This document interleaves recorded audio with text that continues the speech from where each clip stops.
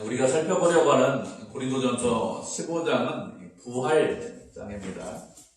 사도 바울이 고린도 교회 성도들에게 부활에 관해서 전반적으로 설명하고 있는 그런 말씀인데요. 바울이 성도들에게 부활에 관해서 말씀하는 이유가 무엇인가 하면 그 당시 예수님의 부활을 믿는 그런 성도들도 있었지만 예수님의 부활을 믿지 못하는 그런 성도들도 많이 있었고, 또 어떤 성도들은 이렇게 생각했습니다. 예수님은 부활하셨지만 우리는 예수님과 다르기 때문에 우리는 부활할 수 없다, 이렇게 생각하는 사람들도 많이 있었기 때문에 그런 성도들을 향해서 부활에 관해서 설명을 하고 있는 것이죠. 사람들은 예수님께서 부활하셨다는 것을 믿지 못했습니다. 왜 그런가 하면 예수님을 십자가에 못 박은 대제사장과 장로들이 사람들을 매수해서 거짓말을 퍼뜨렸기 때문에 예수님의 부활을 믿지 못하는 사람들이 꽤 많이 있었습니다. 예수님을 무덤을 지키던 경비병들이 있었는데 무덤 문이 열리는 것을 봤죠. 그것을 본 이후에 그것에 대해서 대제사장과 장로들에게 보고했는데 그들이 어떻게 했냐면 그 보고를 받고 돈을 많이 주고 이 경비병들을 매수해버렸습니다. 그래서 밤에 잠을 자고 있을 때 예수님의 제자들이 와서 예수님의 시체를 훔쳐갔다, 이렇게 이야기하라고 했습니다. 그 말을 들은 경비병들은 돈을 많이 받고 예수님의 제자들이 예수님의 시체를 도둑질해 갔다, 이렇게 말을 했습니다. 복음서를 보면은 그 말이 오늘까지 유대인들에게 두루 퍼졌다, 이런 말씀이 있습니다. 유대인들은 예수님께서 부활하신 것이 아니라 제자들이 시체를 훔쳐갔다는 그런 가짜 뉴스를 믿었습니다. 사람들이 예수님께서 부활하셨다는 그 말씀을 쉽게 믿지 못합니다. 왜 쉽게 믿지 못하는가 하면 우리가 가지고 있는 일반적인 지식이나 상식이나 우리가 배운 교육이나 아니면 이런 것들 때문에 예수님의 부활을 쉽게 믿지 못합니다. 우리가 가지고 있는 지식이나 경험, 이런 것들은 죽은 사람이 부활했다, 이런 경험이 없습니다. 이런 지식이 없습니다. 그래서 사람의 부활, 예수님의 부활을 믿지 못하는 것이죠. 그런데 바울이 무엇이라고 했을까요? 우리가 말씀을 한 구절 보도록 하겠습니다. 고린도전서 15장 3절에서 8절까지입니다. 우리 본문 말씀 있는데 그 본문 말씀 앞에 있는 고린도전서 15장 3절부터 8절까지 말씀이 있는데 그 말씀 우리 한 절씩 교독하도록 하겠습니다. 신약성경 281페이지죠. 고린도전서 15장 3절부터 8절까지 우리 한 절씩 교독하도록 하겠습니다. 3절 제가 먼저 읽겠습니다.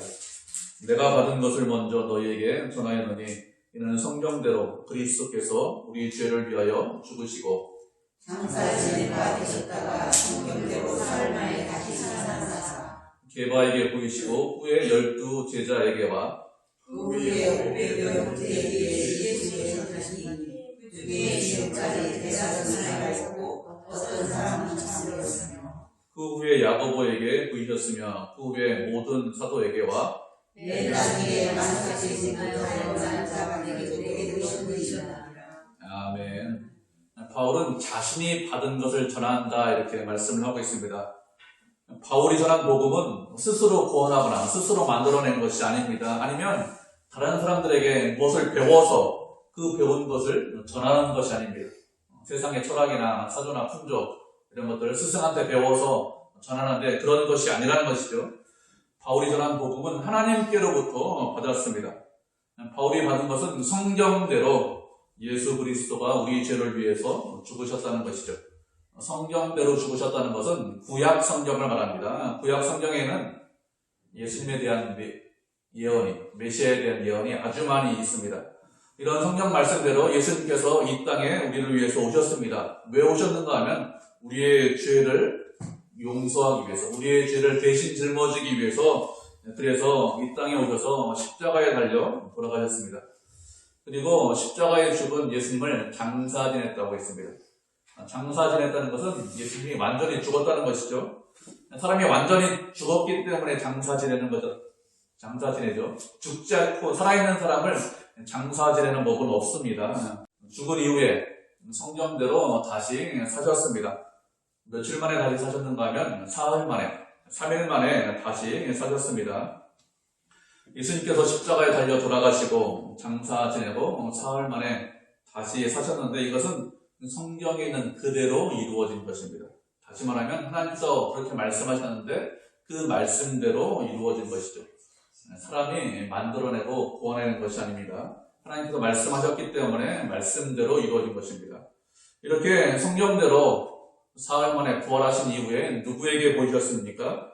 게바에게 보이셨다 이렇게 말씀하고 있습니다. 게바에게 보이셨다는 것은 베드로에게 보이셨다 이런 뜻이고요. 베드로에게 보이신 이후에 12제자에게 보이셨습니다. 그리고 500여 형제에게 일시에 보였다 이렇게 말씀하고 있습니다. 500여 형제에게 일시에 보이셨는데 그 중에 대다수가 지금까지 살아있다고 했습니다. 그리고 일부는 잠들었다 이렇게 말씀을 하고 있죠. 일부가 잠들었다는 것은 죽었다는 것입니다. 500명 중에서 일부가 죽었는데 대다수는 살아있기 때문에 대다수가 살아있다 지금까지 이렇게 말씀하고 있기 때문에 최소한 잡아도 한 반은 살아있었겠죠. 한 250명은 살아있다는 것입니다. 사도 바울이 이 편지를 고린도 교회에 보낼 당시에 250명 이상이 예수님께서 부활한 것을 봤다는 것입니다. 직접 목격했다는 거예요. 그리고 또 누가 봤다고 했습니까? 야고보가 봤다고 했습니다. 이 야고보는 누구인가 하면 예수님의 동생 야고보입니다. 그리고 맨 마지막에 누구한테 보이셨는가 하면 이 편지를 쓰고 있는 사도 바울에게 보이셨다 이렇게 말씀하고 있죠. 사도 바울은 다메섹으로 가는 도중에 부활하신 예수님을 만났습니다. 이렇게 부활하신 예수님을 만난 사람들은 여럿이 있었습니다. 바울이 이런 말을 하는 이유가 무엇일까요? 이런 말을 하는 것은 우리가 알고 있는 지식이나 경험이나 이성이나 상식 이런 것으로 죽은 사람이 부활한다는 것을 믿지 못하기 때문에 이런 말을 하는 것이죠. 그런데 예수님께서는 부활하셨기 때문에 실제로 부활하셨기 때문에 이런 말을 하는 것입니다. 부활하신 예수님을 직접 눈으로 본 사람들이 바울이 이 편지를 쓰는 그 시점에 여전히 살아있었습니다. 그렇기 때문에 부활이라는 것이 예수님의 부활이 거짓이 아니라는 것입니다. 만약에 사도 바울이 거짓말했다면 사람들이 이 사도 바울의 편지를 보고서 무엇이라고 생각을 했을까요? 아, 그가 거짓말했다. 그 사람 거짓말장이야. 이런 이야기를 했을 것입니다. 그 당시 고린도 교회 성도들 중에서는 바울을 싫어하는 사람들도 많이 있었죠. 바울파다, 아볼로파다, 게바파다 이렇게 해서 교회가 이렇게 파벌로 나눠 있었는데 게바파, 아볼로파 이런 사람들은 바울 싫어하잖아요. 그렇기 때문에 이런 사람들이 바울이 우리를 속였다, 그런 거짓말했다, 예수님이 부활했다고 거짓말했다 이렇게 주장을 했을 것인데 그런 반박이 없습니다. 왜 그럴까요? 예수님의 부활이 사실이기 때문에 그렇습니다. 부활하신 예수님을 본 사람이 여전히 지금도 살아있기 때문에 이 편지를 쓸 당시에 바울을 싫어하는 사람들도 그런 식으로 바울을 공격하진 않았습니다. 이렇게 예수님께서 분명히 부활하셨는데 그런데 고린도 교회 성도들 중에서 어떤 사람들은 있었는가 하면 10절을 보면은 예수님께서 부활하셨지만 우리는 부활하지 못한다 이렇게 생각하는 사람들이 종종 있었습니다. 믿음이 약한 사람들이겠죠. 그리고 교회에 들어온 지 예수님을 믿은 지 얼마 안 되는 사람들이 이런 생각을 했다는 것입니다. 성도들이 이런 생각을 하는 이유가 무엇인가 하면 그 당시 유행하던 이 플라톤 철학의 영향을 받아서 이런 생각을 하는 것입니다.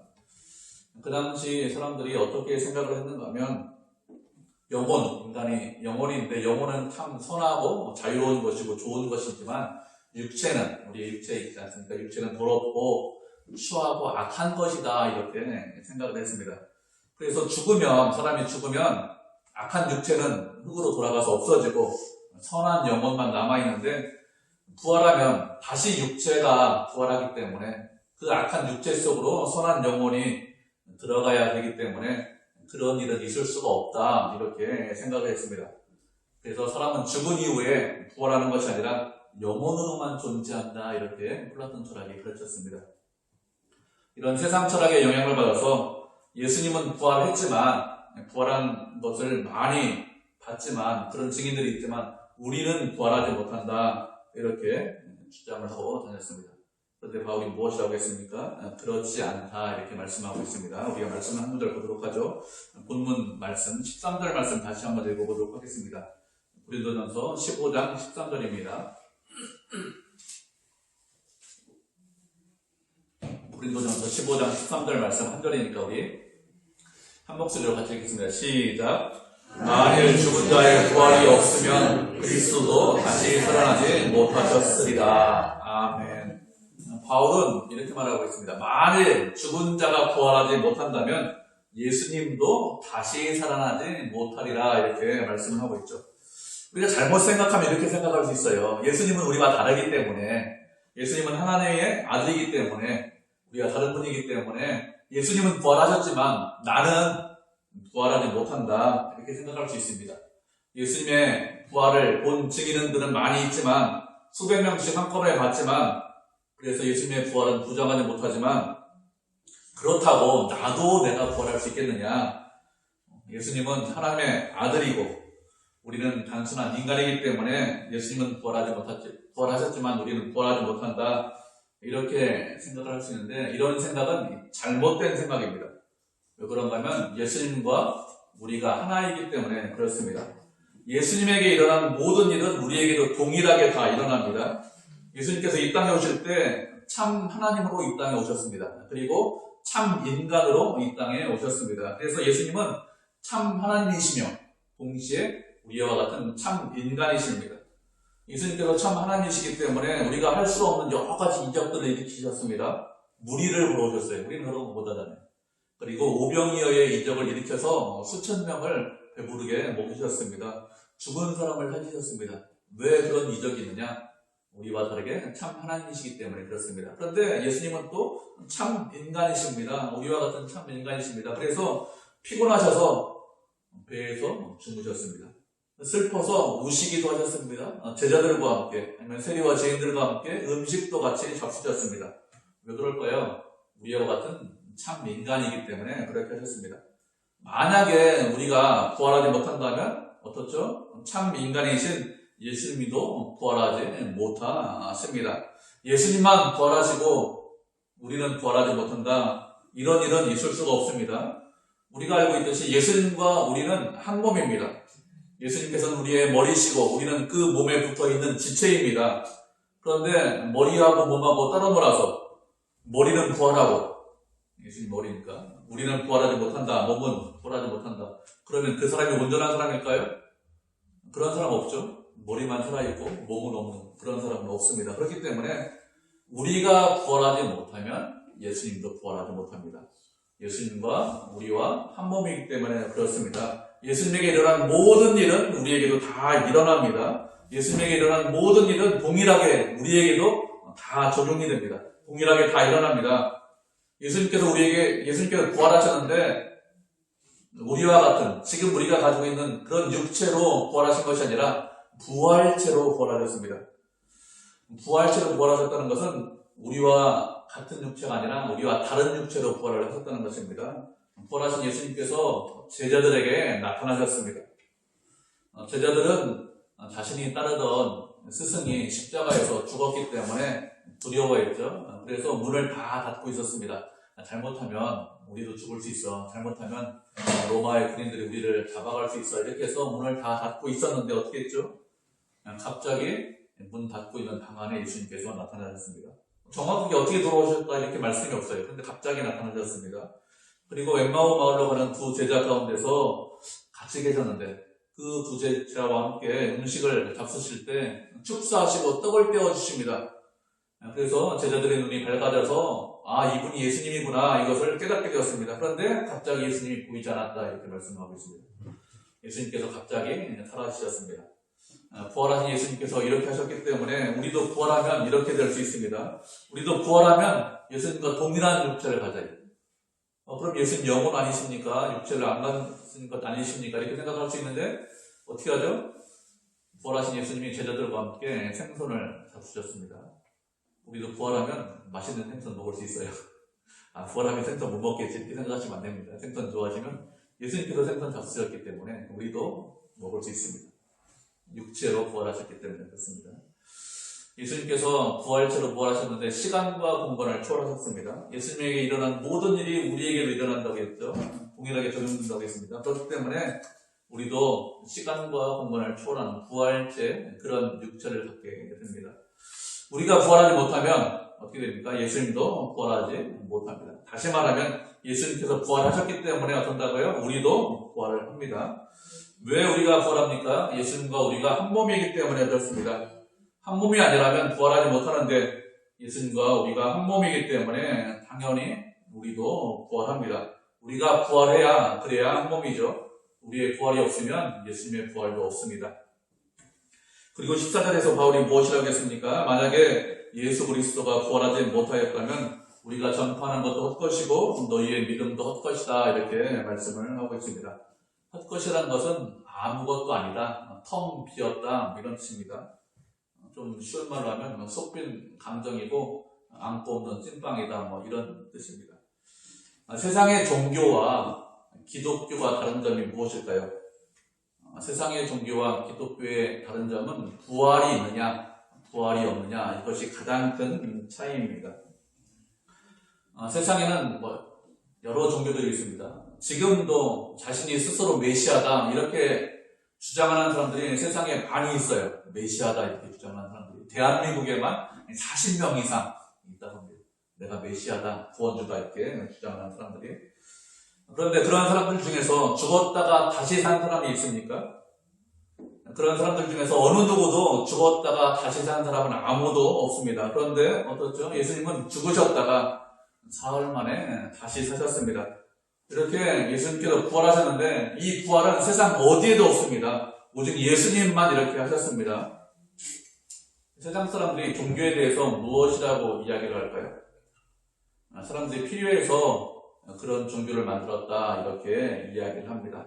어떤 윤리적인 필요가 있기 때문에 도덕적으로 살아야 되기 때문에 종교가 있어야 돼 이렇게 해서 종교를 만들었다 이렇게 주장하는 사람들도 있고 아니면 세상 사는 것이 두려워 그러니까 무언가를 의지해야 돼 신을 의지해야 돼 그래서 종교가 필요해 그래서 종교를 만들었다 이렇게 주장하는 사람들이 꽤 많이 있습니다. 그런데 기독교는 우리가 믿는 예수님은 그런 세상의 종교가 아닙니다.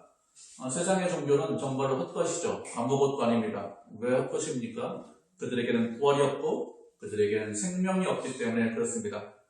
세상 사람들 말대로 그들은 죽으면 끝납니다. 부활이 없기 때문에 죽음으로 다 끝나요. 아무것도 아닙니다. 그런데 예수님을 믿는 것은 그렇지 않습니다.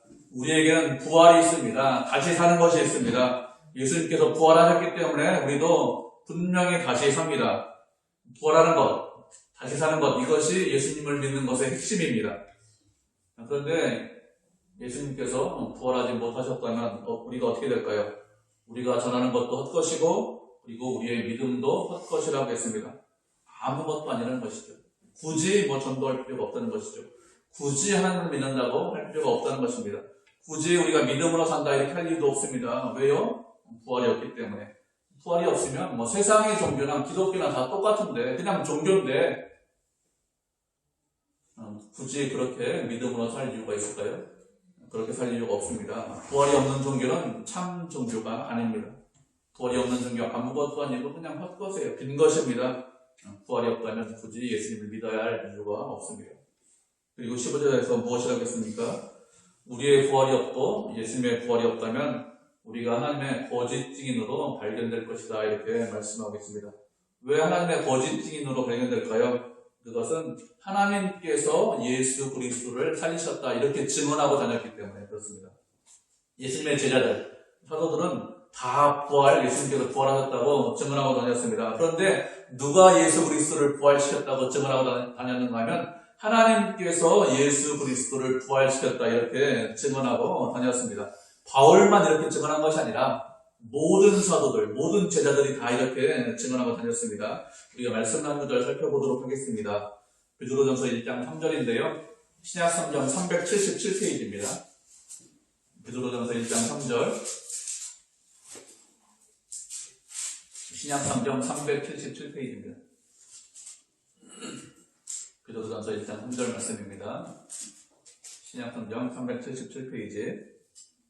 찾으셨죠? 우리 한 절이니까 우리 한 목소리로 같이 읽겠습니다. 시작. 우리 주 예수 그리스도의 아버지 하나님을 찬송하리로다. 그의 많으신 분들대로 예수 그리스도를 죽은 자 가운데서 부활하게 하심으로 말미암아 우리를 거듭나게 하사 산 소망이 있게 하시며. 아멘. 베드로와 흩어져 있는 나그네들에게, 우리들에게 쓰는 편지인데요. 우리 주 예수 그리스도의 아버지 하나님을 찬송한다고 했습니다. 왜 아버지 하나님을 찬송한다고 했습니까? 긍휼이 많으시기 때문에, 사랑이 많으시기 때문에 찬송한다고 했습니다. 하나님은 은혜와 긍휼이 많으십니다. 그래서 언제나 우리가 어떤 형편에 처해 있든지 우리를 사랑하십니다. 그리고 그렇게 사랑이 많으신 하나님께서 우리를 거듭나게 하셨습니다. 우리에게 새로운 생명을 주셨습니다. 이전에는 생명이 없었는데 예수님을 믿고 난 이후에 우리에게 생명이 있습니다. 그래서 우리가 어떤 소망을 가지고 있죠? 우리는 산 소망을 가지고 있습니다. 죽은 소망이 아니라 살아있는 소망을 가지고 있습니다. 그런데 그 산 소망은 무엇에 근거하고 있습니까? 예수 그리스도를 죽은 자 가운데서 부활하게 하셨기 때문에 우리가 산 소망을 가지고 있다, 이렇게 고백을 하고 있죠. 우리가 그냥 살아있는 소망을 가지고 있는 것이 아니라고 했습니다. 우리가 산 소망을 가지고 있는 이유가 무엇이냐? 예수님의 부활의 근거에서 산 소망을 가지고 있다, 이렇게 고백을 하고 있습니다. 다시 말하면 예수님께서 부활하지 않으셨다면 우리에게 산 소망이 없다는 것입니다. 예수님께서 부활하셨습니다. 지금도 살아계십니다. 지금도 살아계셔서 우리와 함께 계시죠. 지금도 살아계셔서 세상에 있는 모든 만물을 주관하시고 섭리하시고 역사하십니다. 모든 것이 살아계신 주님의 뜻대로 됩니다. 바울만 그렇게 전한 것이 아니죠. 다른 모든 사도들이 예수님이 부활하셨다고 전했습니다. 하나님께서 예수 그리스도를 부활시키셨다고 그렇게 전했습니다. 이렇게 하나님께서 예수님을 부활시키셨다고 전했는데 만약에 예수님이 부활하지 않았다면 바울을 비롯한 모든 사도들은 어떤 사람들일까요? 하나님의 거짓 증인입니다. 하나님께서 그렇게 하지 않으셨는데 그렇게 하셨다고 그렇게 거짓 증인이 되는 것이죠. 모든 사도들이 예수님께서 부활하셨다는 것을 증언했습니다. 사도 요한을 제외한 이런 모든 사도들이 다 이 증언 때문에 예수님께서 부활하셨다고 증언하고 다녔기 때문에 다 죽었습니다. 순교했습니다. 전승에 의하면 베드로는 십자가에 달려 죽었는데 어떻게 죽었습니까? 거꾸로 매달려서 죽었다고 했습니다. 예수님과 똑같이 죽을 수 없다 해서 거꾸로 매달려 죽었다고 했습니다. 사도 요한 같은 경우도 죽이려고 했는데 죽이려고 끓는 가마에 집어넣었다고 해요. 끓는 가마에 집어넣으니까 끓는 가마, 기름가마에서 툭 튀어나와가지고 몇 번 집어넣었는데 못 죽여서, 그래서 반모섬에 유배했다고 합니다. 사도 요한을 제한 모든 사도들은 다 순교했습니다. 예수님의 부활을 증언하다가 다 죽었습니다. 왜 그렇게 다 순교했을까요? 예수님의 부활이 사실이고 진리이기 때문에 그렇습니다. 누가 자신의 목숨을 내놓고 거짓을 증언할까요? 누가 자신의 목숨을 내놓고 하나님을 대적할까요? 아무도 거짓과 자신의 목숨을 바꾸는 사람은 없습니다. 아무도 자신의 목숨을 내놓고 하나님을 대적하는 사람, 그런 사람 있을까요? 그런 사람 없죠. 자신의 목숨이 이 세상에서 가장 중요한데 목숨을 내놓고 하나님과 대적합니까? 목숨을 내놓고 거짓을 말합니까? 거짓을 증거할까요? 그런 사람은 아무도 없습니다.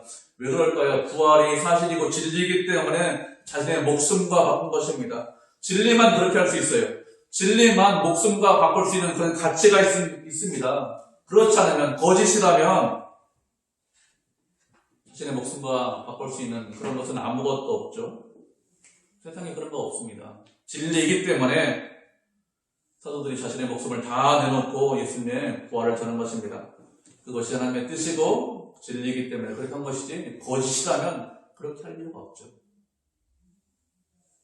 그리고 16절과 17절에서는 무엇이라고 했습니까? 예수 그리스도의 부활이 없으면 고린도 교회의 성도들의 믿음도 헛것이고 여전히 죄 가운데 있을 것이다, 이렇게 했습니다. 예수님께서 부활하셨습니다. 그 부활하셨다는 것은 다른 말로 하면 무슨 뜻일까요? 무슨 뜻인지 우리가 말씀을 살펴보도록 하겠습니다. 로마서 4장 25절인데요. 신약성경 245페이지입니다. 로마서 4장 25절입니다. 신약성경 245페이지 로마서 4장 25절 한 절이니까 우리 한 목소리 읽겠습니다. 로마서 4장 25절 신약성경 245페이지 찾으셨죠? 우리가 한 목소리로 4장 25절입니다. 읽겠습니다. 시작. 예수는 우리가 범죄한 것 때문에 대적이 되고 또 또한 우리를 의롭다 하시기 위하여 살아나셨느니라. 아멘. 예수님께서 십자가에 달려 돌아가신 이유가 무엇이라고 했습니까? 우리가 범죄한 것 때문에 내어줌이 되었다고 했습니다. 예수님께서는 참 하나님이시며 참 인간이십니다. 우리와 같은 참 인간이시지만 죄가 없으신 분입니다. 그렇기 때문에 십자가에서 죽으면 안 돼요. 하나님께서 말씀하시기를 죄의 싹시 사망이라고 했습니다. 죄 때문에 죽는다고 했습니다. 그런데 예수님께서는 죄가 없으십니다. 그러면 죽으시면 안 되죠. 하나님의 말씀에 어긋나기 때문에 그렇습니다. 그런데 예수님께서 십자가에서 죽으셨습니다. 왜 죽으셨습니까? 우리의 죄 때문에 죽으신 것이죠. 우리의 죄를 대신 짊어지기 위해서 죽으셨습니다. 그리고 다시 사셨습니다. 왜 다시 사셨을까요? 죄가 없기 때문에 다시 사신 것입니다. 만약에 죄가 있다면 하나님께서 예수님을 부활시키지 않으셨을 것입니다. 말씀에 어긋나잖아요. 죄의 싹스의 사망입니다. 그런데 죄가 없으시기 때문에 부활하셨습니다. 그래서 어떻게 되었습니까? 예수님만 다시 사신 것이 아니라 우리도 다시 사셨습니다. 우리가 어떻게 다시 살았습니까? 예수님 때문에 의롭게 되어서 예수님 때문에 죄의 용서를 받아서 그래서 다시 산 것이죠. 만약에 예수님의 부활이 없다면 어떻게 될까요? 우리가 구원받았다는 그런 믿음도 헛것이고 또 무엇이 헛것이라고 했습니까? 우리가 죄 용서받았다는 것도 헛것이라고 했습니다. 예수님께서 부활하셔야 그래야 죄 용서 받는 것입니다. 부활이 없으면 죄 용서라는 것이 있을 수 없습니다. 우리가 죄 용서 받지 못하면 어떻게 될까요? 죄 용서 없다면 우리에게 새로운 생명이 없는 것이죠. 예수님의 부활을 통해서 죄의 용서를 받고 새로운 생명을 받았습니다. 그렇기 때문에 부활이 없다면 또 무엇이 없습니까? 교회라는 것이 없습니다. 교회는 무엇입니까? 교회는 우리가 교회인데 새로운 생명을 받은 사람들의 공동체, 그게 교회입니다. 이 건물은 교회당, 예배당이고 교회가 아닙니다. 우리 사람이 교회인데 그런데 새로운 생명을 받았기 때문에 우리가 교회가 된 것인데 예수님의 부활이 없다면 무엇이 없다고요? 교회가 없습니다. 새로운 생명을 받은 사람이 없기 때문에 교회로 모일 수 없겠죠. 그리고 18절을 보면 무엇이라고 했습니까? 만약에 예수님께서 부활하지 않으셨다면 그리스도 안에서 잠자는 자들도 다 망하였을 것이라고 했습니다. 잠자는 사람은 죽은 사람을 말합니다. 그런데 그리스도 안에서 잠잔다 이렇게 표현을 하고 있죠. 바울이 이 편지를 고린도 교회에 썼는데 예수님께서 부활하시고 30년, 40년 이후에 부활하시자마자 쓴 것이 아니죠. 30, 40년 지나서 이 편지를 썼습니다. 그런데 그렇게 40년 지나서 이 편지를 썼기 때문에 그리스도 안에서 죽은 자들이 있습니다. 다시 말하면 믿음 안에서 예수님을 믿고 죽은 사람들이 있습니다. 이 사람들에 대해서 잠을 잔다 이렇게 표현을 하고 있죠. 왜 잠을 잔다 이렇게 표현하고 있는가 하면 이 사람들은 죽었지만 다시 부활할 날이 있기 때문에 잠을 잔다 이렇게 표현하는 것입니다. 세상 사람들은 죽는 것을 가장 두려워합니다. 그런데 우리는 그렇지 않습니다. 우리는 죽으면 어떻게 될까요? 흙에서 왔기 때문에 우리의 육체는 흙으로 돌아갑니다. 그리고 우리의 영혼은 어떻게 됩니까?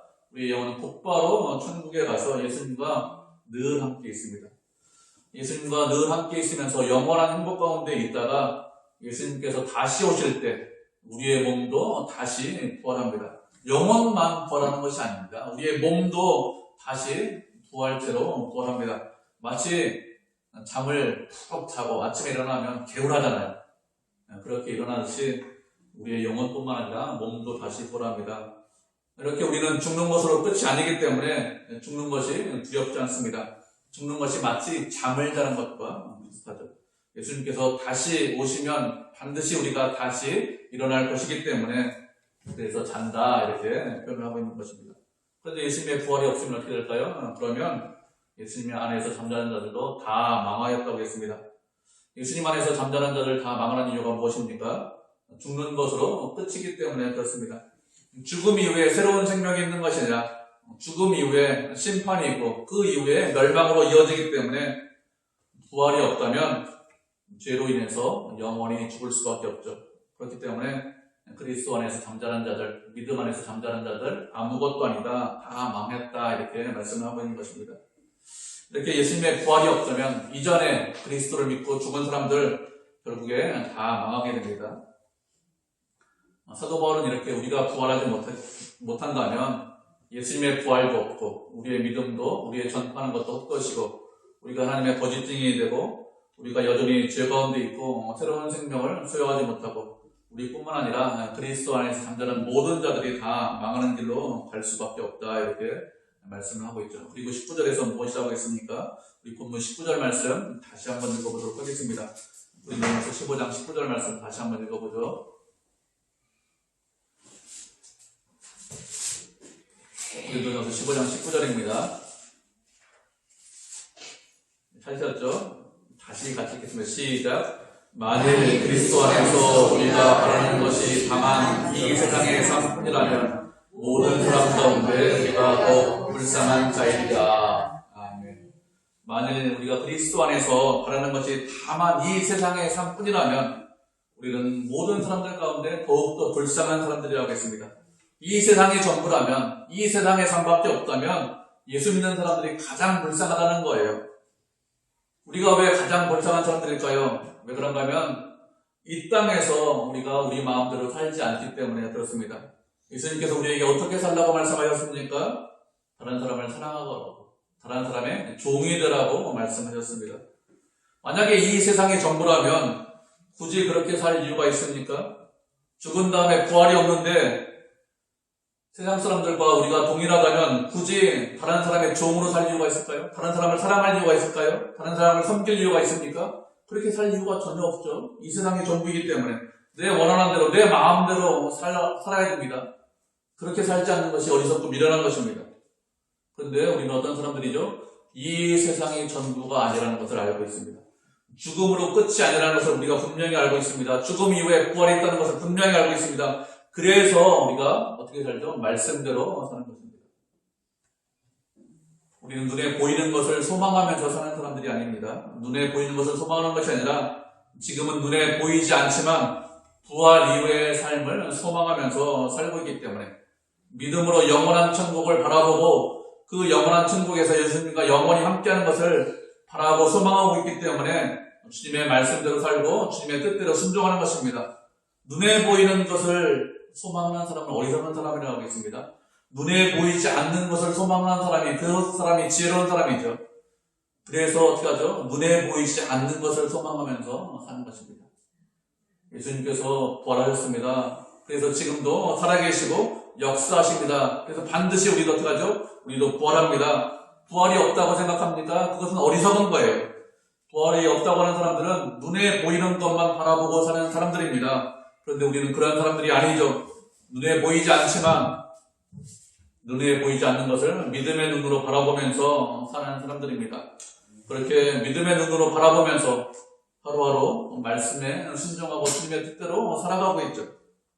그렇습니까? 눈에 보이는 것은 참 소망이 아니기 때문에 그렇습니다. 눈에 보이지 않는 것이 참 소망이기 때문에 그렇습니다. 그렇게 눈에 보이지 않는 것을 소망하면서 하나님께 영광을 돌리고 하나님을 소망하고 의지하며 말씀에 순종하면서 하루하루 살아가는 그런 믿음의 성도, 은혜의 성도가 되시기를 주님의 이름으로 축복을 드립니다. 아멘.